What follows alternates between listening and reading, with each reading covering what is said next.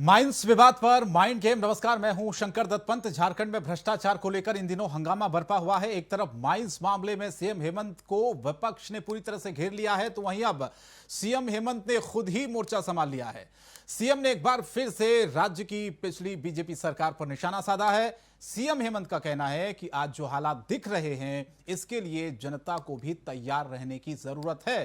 वहीं अपने नाम पर खदान लीज लेने के मामले में झारखंड हाईकोर्ट ने उन पर कड़ी टिप्पणी की है। हाईकोर्ट ने कहा है कि विभाग के मंत्री रहते हुए खदान लीज लेना क्या पद का दुरुपयोग नहीं है। सबसे पहले आपको सुनाते हैं मुख्यमंत्री हेमंत सोरेन ने क्या कुछ कहा इस मामले पर। सुनवाई हुई 19 तारीख को सुनवाई होगी, तो इन दोनों का एक ही तरह लोगों ने 20 साल तक इतना खा लिया है, इनको अपच हो गई। अब पचाने के लिए सड़कों पर उतरे। और उधर बीजेपी की तरफ से लगातार सरकार के खिलाफ विरोध प्रदर्शन भी किए जा रहे हैं। बीजेपी के प्रदेश अध्यक्ष दीपक प्रकाश का कहना है कि झारखंड में सरकार की पोल खुल चुकी है। पार्टी जब आक्रामक होती है भ्रष्टाचार के पदाधिकारियों पर, चाहे वो हम सचिव हो, चाहे डीएम हो, चाहे जेएसएमडीसी के पदाधिकारी हो, चाहे डीसी पलामू पर हो, तो सबसे ज्यादा तबीयत खराब इन्हीं झारखंड मुक्ति मोर्चा के नेताओं की होती है। अब भारतीय जनता पार्टी ने समझ लिया है कि भ्रष्ट अधिकारी का नब्ज को पकड़ो, झारखंड मुक्ति मोर्चा के नेताओं की तिलमिलाहट जाहिर होती है। क्या संबंध है? और इधर कांग्रेस अपने मुखिया का बचाव कर रही है। कांग्रेस का कहना है ऑफिस ऑफ प्रॉफिट का मामला दरअसल बनता ही नहीं है। बीजेपी के हल्ला मचाने से कांग्रेस का कहना है कि कोई फायदा होने वाला नहीं है। सुने जरा। बारे में बोले माननीय मुख्यमंत्री हेमंत सोरेन जी के बारे में बोले।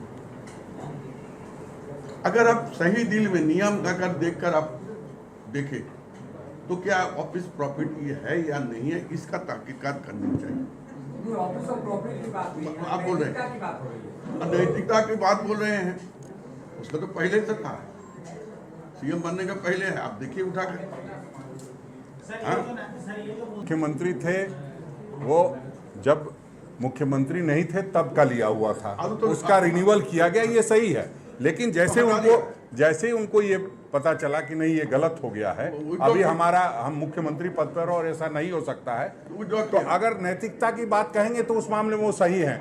ऑफिस ऑफ प्रॉफिट की जो बात है, उसमें ऑफिस ऑफ प्रॉफिट में ये आता है कि अगर आप किसी दूसरे सरकारी पद पर हैं और उसका लाभ ले रहे हैं, या आपने कोई ऐसा सप्लाई किया है जो सरकार को किया है। और बीजेपी के आरोपों पर तल्ख तेवर दिखाते हुए माइंस मामले पर सीएम हेमंत ने खुद मोर्चा संभाल लिया है और बीजेपी पर ही कई आरोप लगा दिए हैं। ऐसे में सवाल है कि पिछले 20 सालों में झारखंड को किसने किया खोखला। सवाल यह भी कि क्या झारखंड में लूट की प्रतियोगिता चल रही है, और सवाल यह भी कि कहीं माइंस विवाद पर झारखंड में माइंड गेम तो नहीं चल रहा है। आज होगी इसी मुद्दे पर बड़ी बहस। कुछ खास मेहमान हमारे साथ जुड़ेंगे, लेकिन उससे पहले आपको बता दें कि लगातार जब ईडी का शिकंजा कसना शुरू हुआ है भ्रष्टाचारियों के खिलाफ, उसके बाद सियासत अपने चरम पर है झारखंड में। और अब मुख्यमंत्री हेमंत सोरेन ने ही खुद मोर्चा संभाल लिया है। जो आरोप बीजेपी लगा रही थी, दरअसल अब सत्ता पक्ष की तरफ से आरोप लगाए जा रहे हैं कि आपके शासनकाल में भी तो हुआ होगा भ्रष्टाचार, उसकी याद दिलाई जा रही है। दो खास मेहमान हमारे साथ जुड़ चुके हैं। लक्ष्मी नारायण तिवारी जी कांग्रेस पार्टी से, बहुत बहुत स्वागत है आपका। सुशांतो मुखर्जी नेता मासस के हैं, आपका भी बहुत स्वागत है सुशांतो जी। तिवारी जी, पहला सवाल मैं आप ही से करना चाहता हूं, क्योंकि अब जो आरोप विपक्ष लगा रहा था सरकार पर, अब खुद मुख्यमंत्री ने मोर्चा संभाल लिया है। वो ये कह रहे हैं कि भैया बीजेपी शासन काल में भी तो भ्रष्टाचार हुआ होगा। सवाल अब उस पर उठ रहा है, यानी कि जवाब देने की बजाय अब सीधे सवाल उठाए जा रहे हैं कि भैया आपने भी तो लूटा है राज्य को, आपके शासन काल में भी तो भ्रष्टाचार हुआ था। शंकर जी, मैंने 2 दिन पहले ये निवेदन किया था कि सभी राजनीतिक दल और खास तौर पर 2 जो राष्ट्रीय दल हैं, कांग्रेस पार्टी और भारतीय जनता पार्टी, इन दोनों को मैं अपने दल के साथ ये कह रहा हूं कि ये आत्म अवलोकन करने की जरूरत है, ये विचार करने की जरूरत है, क्योंकि जनता। तिवारी जी, आपकी आवाज नहीं आ पा रही है स्पष्ट तौर पर। मैं दोबारा आपके पास लौटूंगा, आपका जो ऑडियो है वो दुरुस्त किया जाए। मैं सुशांतो जी आपके पास आता हूं। सुशांतो जी, जो है क्या लगता है आपको, क्या ये माइंड गेम चल रहा है क्या झारखंड में माइंस को लेकर? देखिए, झारखंड आरोप लगे हैं तो हम भी आरोप लगा देते हैं। नहीं, ऐसा ऐसी भ्रष्टाचार अगर हमने किया है तो आपने भी किया है। नहीं, ऐसी बात नहीं। आप उस जो बात हेमंत सोरेन जी ने, माननीय मुख्यमंत्री जी ने रखे हैं, वो बात देखिए। झारखंड की 3.25 करोड़ जनता, मुझ तक नहीं पहुंच पा रही है। 3.25 करोड़ जनता झारखंड की वो देख रही है कि 2000 से लेके 2022 तक में किसने क्या किया। अगर कुछ भी यहाँ सुशांत जी माफी चाहता हूं, आपकी भी आवाज नहीं आ पा रही है, मैं लौटूंगा आपके पास। कुछ टेक्निकल दिक्कत की वजह से शायद आपकी आवाज नहीं आ पा रही है, तिवारी जी की भी नहीं आ रही है। लेकिन फिलहाल हम आपको बता देते हैं कि जिस तरह से पूरा ये माइंस विवाद पर माइंड गेम क्या झारखंड में चल रहा है, यही सवाल हम उठा रहे हैं। और हेमंत सोरेन ने खुद जो मोर्चा संभाला है, इसके बाद अब जो आरोप बीजेपी की तरफ से बार बार लगाए गए हैं और जो लगाए जा रहे हैं, उस पर अब खुलकर बयानबाजी शुरू हो गई है सत्ता पक्ष की तरफ से भी। और आज हमने देखा कि लगातार चाहे जेएमएम के नेता हो चाहे कांग्रेस के नेता हो, उन्होंने पूरी तरह से सरकार का बचाव करते हुए यह भी आरोप लगाया। और न सिर्फ आज बल्कि कई दिनों से इन बातों को कहा जा रहा है कि किस तरह से बीजेपी भी उन नेताओं के, उन अधिकारियों के नाम बताए जिनके शासनकाल में भ्रष्टाचार हुआ है। तो यही झारखंड में इन दिनों जो मुद्दा है ईडी की कार्रवाई के बाद गरमाया हुआ है। आपको याद होगा किस तरह से ईडी ने कार्रवाई की और उसके बाद अब आरोप प्रत्यारोप का दौर शुरू हो गया है, जहां हेमंत सोरेन के बचाव में जेएमएम और कांग्रेस खड़ी है, तो वहीं बीजेपी का यह कहना है कि हमने जो बातें कही थी, भ्रष्टाचार की बातें कही थी, वो सच साबित हो रही है। तिवारी जी, अब आपको मेरी आवाज आ रही है? लेकिन सर माफी चाहता हूं, फिर आपकी आवाज मुझ तक नहीं आ रही है, मेरी आवाज आपको आ रही है। सुशांत जी, आप मुझे सुन पा रहे हैं? जी, आवाज आ रही है आपको मेरी? आपकी आवाज हमारे तक भी आ रही है। जी, आवाज आ रही है मेरा। चलिए, मैं लौटूंगा दोनों के पास। आवाज तिवारी जी और सुशांत जी आप दोनों की नहीं आ पा रही है। लेकिन फिलहाल जिस तरह से ये पूरा मामला झारखंड में इस वक्त चल रहा है, उसने सवाल कई सारे उठा दिए हैं कि क्या आने वाले दिनों में कुछ और ऐसे चेहरे होंगे जो बेनकाब होंगे। और सबसे बड़ा सवाल ये आज हमने उठाया कि आखिर भ्रष्टाचार का मास्टरमाइंड कौन है और जो जांचें हो रही हैं, उस जांच की आंच कहां तक पहुंचेगी। हेलो। तो फिर से ये एक झारखंड में जो आरोप इस वक्त लग रहे हैं, उसने कई सारे सवाल खड़े कर दिए हैं। दो मेहमान हमारे साथ बने हुए हैं और लगातार हम सवाल भी उठा रहे हैं। आप तिवारी जी, अब आपको आ रही मेरी आवाज? आपकी आवाज तो मेरे तक आ रही है सर, हमारी आवाज आपकी आवाज नहीं आ रही थी। ठीक है, अब आपकी आवाज तिवारी जी आ रही है। अब आप शुरू करें बोलना। मेरा प्रश्न वही था जो पहले है। देखिए शंकर जी, मैंने 2 दिन पहले आपके चैनल से निवेदन किया था जी कि दोनों राष्ट्रीय दल, कांग्रेस पार्टी और भारतीय जनता पार्टी, ये दोनों को आत्म मंथन और आत्मावलोकन की जरूरत है। कि कांग्रेस पार्टी कहे कि भाजपा के लोग चोर और भाजपा वाले कहें कि कांग्रेस के लोग चोर, ये भ्रष्टाचारी, वो कहे कि वो भ्रष्टाचारी। मुझे लगता है कि इसको सुन करके झारखंड के लोग और देश के लोग हंसते होंगे। आम जनता के प्रति विश्वास राजनीतिक दलों से उठता होगा। मेरा निवेदन है कि ऐसे मामलों पर तुरंत ब्रेक लगाए जाने की जरूरत है। लेकिन अभी जो सवाल आपने किया है, मैं उस संदर्भ में निवेदन करना चाहता हूं कि देखिए, अभी एक मामला मैंने कल भी कहा था। अभी आदरणीय प्रदेश अध्यक्ष भारतीय जनता पार्टी के दीपक प्रकाश जी ने पलामू डीसी के ऊपर एक फिर से मामला को उठाया। उन्होंने कहा कि ये लीज जो दिया गया वो कानून को ताक पर रख के अपने सास और सरहद को दिया गया। इस संदर्भ में मैंने कल भी कहा था, आज भी यह निवेदन कर रहा हूं कि यदि उसकी सारी प्रक्रियाएं कानूनी तौर पर अगर कागजी प्रक्रियाएं पूरी की गई है, तो मेरा यह कहना है कि भारतीय जनता पार्टी के आदरणीय प्रदेश अध्यक्ष जी को ऐसे बचकाना हरकत नहीं करना चाहिए। ये बचकानी है प्रक्रिया है, बचकानी स्टेट है। मेरा निवेदन है कि पहले उसमें जांच कराई जाए।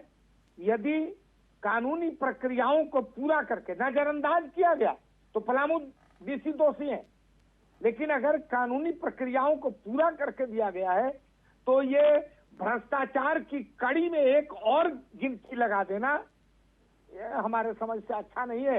ये गलत संदेश जा रहा है। जनता हंसेगी, हम कहें कि भाजपा के लोग चोर, भाजपा के लोग कहें हमको चोर। देखिए, निजी परिवार का जहां तक सवाल है, मेरी जहां तक जानकारी है, निजी परिवार में पिता, पत्नी और पुत्र, यही 3 आते हैं।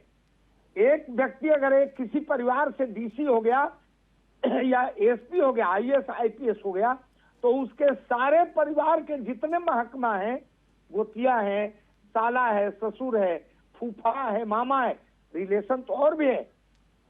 तो अगर उस रिलेशन का कोई सदस्य ठेकेदारी करता है या कोई व्यवसाय करता है और वह व्यक्ति सभी कानूनी प्रक्रियाओं को, जो सिस्टम में कानून ने मापदंड निर्धारित किए हैं, यदि उन प्रक्रियाओं को पूरा करके और अगर वो लीज लेता है, तो मेरी समझ से ये कहना माननीय प्रदेश अध्यक्ष जी का कि पलामू डीसी ने एक और भ्रष्टाचार की गिनती बढ़ा दी, मेरे समझ से यह उचित नहीं है।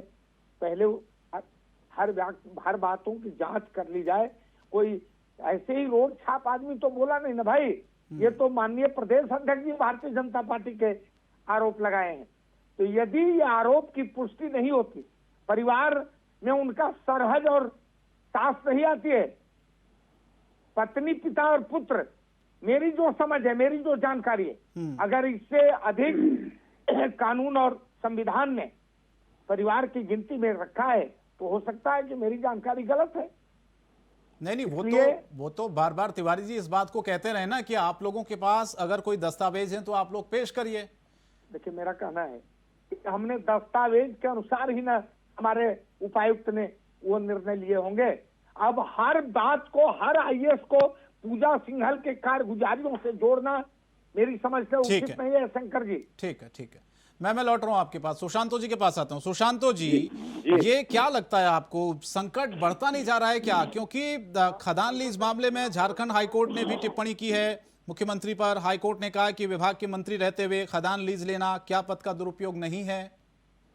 जी देखिए, झारखंड में अभी जो चल रही है एक दूसरे पर आरोप की बात जो है, ये तो बात है जरूर, लेकिन एक चीज है कि भाजपा के प्रदेश अध्यक्ष जी रोड पे निकल के, बाबूलाल जी भी साथ में थे, आपके होल्डिंग टैक्स के बारे कि ये सरकार ने बढ़ा दी है, होल्डिंग टैक्स देने नहीं पा रहे, लेकिन इस सरकार ने एक काम तो जरूर से किए हैं कि बाबू रघुवर जी के समय में हमें याद है, मैं भी शहर के बीचों बीच रहता हूँ, टाउन में रहता हूँ, तभी 300 रुपया जो होल्डिंग टैक्स लगती थी वो 3000 रुपया कर दिए थे रघुवर जी के समय में। अब ये सरकार ने एक नई चीज की है कि अगर बॉस इलाका, मतलब बॉस जिसको कहते हैं, यहाँ पर अशोक नगर है, कांके क्षेत्र है, वहां का और जुगी झोपड़ी के नगर निगम के अंदर जो है, दोनों को टैक्स में विभाजित कर दिए। उनका टैक्स कम लगेगा, जो फ्लैट और बड़े बिल्डिंग में अच्छे जगह रहते हैं